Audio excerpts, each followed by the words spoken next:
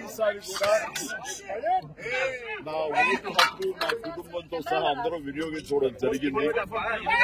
ఇదే విధంగా ఇదే సమయంలో నేను ప్రతి ఒక్కరికి ఎప్పటిలాగానే మళ్లీ విన్నవించుకుంటున్నాను. ఈ ఓటు హక్కు వినియోగించుకోండి.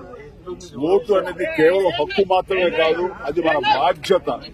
సో ఆ బాధ్యత అనేది మన దేశ